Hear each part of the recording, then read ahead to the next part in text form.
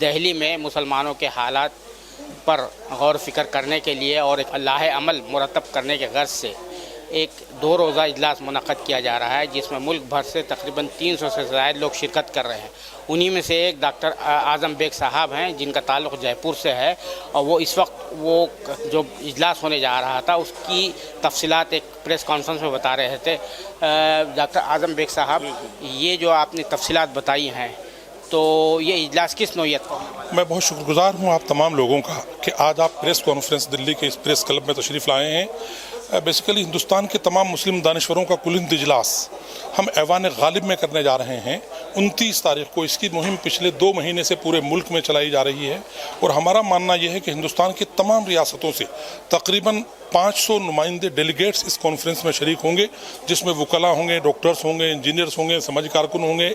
سابق ججز ہوں گے، سابق وائس چانسلرز ہوں گے، موجودہ IPS IAS بھی ہوں گے، جو لوگ فکر لے کر کے چل رہے ہیں کہ کیسے دیش کے اس تانے بانے کو باقی رکھا جائے جو نہرو اور اندرا کی وراثت ہے۔ ہم لوگوں نے یہ سوچا ہے کہ سب لوگوں کا ساتھ لے کر پہلے اپنی ایک راجستھان سے تقریباً 50 لوگوں کا ایک ڈیلیگیشن 29 تاریخ کو صبح 9 بجے اس کانفرنس میں حصہ لینے کے لیے پہنچ جائے گا۔ ہم ایسا مان کر کے چلتے ہیں، اور ایک بڑی مہم ہے جو ہم دیش کے کونے کونے میں لے کر کے محترم ادیب صاحب اور ان تمام محترمہ سیدہ حمید صاحبہ کی قیادت میں لے کر کے جائیں گے، اور نئے جوش کے ساتھ، ہوش کے ساتھ، کیسے حکمت عملی کے ساتھ اس کو ہم تک پہنچائیں، اس کارکرم کا حصہ بنیں گے۔ میڈم، یہ جو اجلاس 2 روزہ اجلاس ہونے والا ہے، مسلم انٹلیکچوئل میٹ ہونے جا رہی ہے، جو حالات ہے اس وقت ملک کے جس طرح کے حالات ہے، تو کیا آپ کوئی آؤٹ آف باکس سولوشن پیش کریں گے، یا وہ بیٹ اینڈ ٹریک والا جو معاملہ ہے، مسلم تنظیمیں جمع ہوتی ہے، گفتگو کرتی ہے، اس کے بعد جو ہے بریانی وغیرہ اور جو ہے زردے سے جو ہے تو وہ ہوتا ہے، ضیافت ہوتی ہے، اس کے بعد جہاں تھا معاملہ وہیں رہ جاتا ہے؟ یہ اگر ہم اسی بیٹ اینڈ ٹریک پہ چلیں گے تو کوئی فائدہ ہی نہیں ہے یہ کرنے کا۔ 400 لوگ آئیں گے، اسی بیٹ اینڈ ٹریک پہ چلیں گے، کیونکہ ہم بھی اس عمر کے حصے میں آ گئے ہیں کہ 1980 سے ہم دیکھ رہے ہیں کہ مسلم انٹلیکچوئل میٹ ہو رہی ہیں، اس میں بہت اچھے اچھے لوگ جڑ رہے ہیں، ناٹ نیسیسریلی پولیٹیکل مگر اور بھی انٹلیکچوئل۔ یہ نیا ٹریک اس لیے ہوگا کیونکہ پیرامڈ سٹرکچر ہوگا، یعنی from central level to state level to district level to taluka level, مطلب جب تک ایک پیرامڈ سٹرکچر نہ ہو ایک چیز، اور دوسری بات یہ ہوگی کہ یہ فی الحال تو مسلمانوں ہی کی ہے، مگر ہمارے ہم خیال اور مذہب کے بہت لوگ ہیں، تو ان کا پورا تعاون بھی ساتھ لینا ہے۔ سو جو بھی شوشے دلت، جو بھی سچر کمیٹی نے جو آئیڈینٹیفائی کیے ہیں ڈپرائیوڈ لوگ، وہ سب ہمارے ساتھ ہوں گے۔ یہ اگر موومنٹ، یہ ویو بن گئی، اور ہو سکتا ہے فلاپ بھی ہو جائے، ہو سکتا ہے کچھ بھی نہ ہو، یہ نشستن گفتن برخاستنی کی بات ہو جائے، مگر we have to keep hoping نا، کیونکہ زندہ بھی رہنا ہے اور امید بھی اگلے جنریشن کے لیے امیدیں بھی جگانی ہیں۔ بس یہی مجھے کہنا ہے۔ خواتین کو اس میں بلایا گیا کہ بڑی تعداد خواتین کے جی، ہماری خواتین جو ہے تو انوالو نہیں ہوتی ہے، وہ بھی ایک مسئلہ ہے۔ نہیں، میرے لیے تو یہ بالکل یوز لیس ہو جاتا اگر اس میں خواتین نہیں ہوتی، مگر اس میں خواتین آ رہی ہیں، 2-3 اسٹیٹ سے خواتین آ رہی ہیں، ایک کرٹیکل ماس میں آ رہی ہیں خواتین، مگر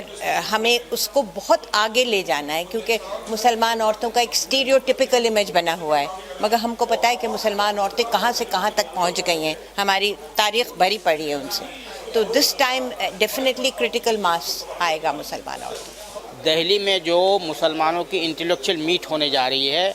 اس کے ایک روح رواں سید مسعود حسن صاحب ہیں، جو سابق بیوروکریٹ ہیں اور واٹر منسٹری میں ایک محکموں کے بھی چیئرمین رہے ہیں۔ اسی حوالے سے ہم ان سے جانتے ہیں کہ یہ سابق افسر شاہ رہے ہیں، نوکر شاہ رہے ہیں، اس کے باوجود بھی اب کی کیا وجہ ہے کہ وہ سرگرم جو ہے میدان میں آنا چاہ رہے ہیں۔ سید مسعود حسن صاحب، یہ جو میٹ ہونے جا رہی ہے، آپ بھی اس کے ایک روح رواں ہیں، تو کیا مقصد کیا ہے؟ آپ کو کیا ایسی چیز جو ہے اسٹرائک کی ہے کہ اب میدان میں آ جانا چاہیے؟ دیکھیے یہ جو میٹنگ ہے بنیادی طور پر محمد ادیب صاحب جو فارمر ممبر آف پارلیمنٹ ہے راجیہ سبھا، وہ اس کو آرگنائز کر رہے ہیں. میں تو ایک بہت ادنا سا ورکر ہوں ان کے ساتھ میں. اور جہاں تک ابھی میٹنگ کا سوال ہے، ابھی جو پریس کانفرنس ہوئی اس میں اس کا کیا مقصد ہے، کیا آبجیکٹیوز ہیں اور کیا اس کے اندر ڈسکس ہوگا، وہ تمام چیزیں بتائی گئی ہیں. بنیادی طور پر اس کا مقصد جو ابھی ملک میں جو ماحول ہے، جس طریقے سے کہ مختلف مائنورٹیز اور خاص طور سے مسلمز کو جس طریقے سے کہ ان کے اوپر ظلم ہو رہے ہیں یا ان کو پریشان کیا جا رہا ہے، ایک پورا ہیراسمنٹ کا ماحول ہے،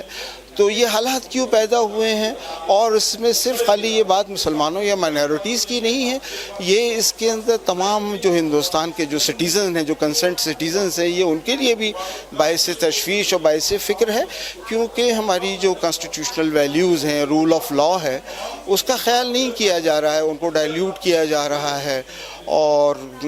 بہت ساری چیزوں میں حکومت یا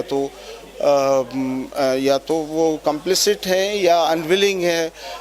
کانسٹیٹیوشنل ویلیوز کو امپلیمنٹ کرنے میں. تو یہ ایک طریقے سے یعنی کانسٹیٹیوشن کو بچانے کی ذمہ داری کی بات کر رہے ہیں. اور یہ بالکل اس کے اندر سارے ہی وہ ہندوستانی کے جو کانسٹیٹیوشن میں یقین رکھتے ہیں، یہ ان کے لیے جدوجہد کا مقام ہے.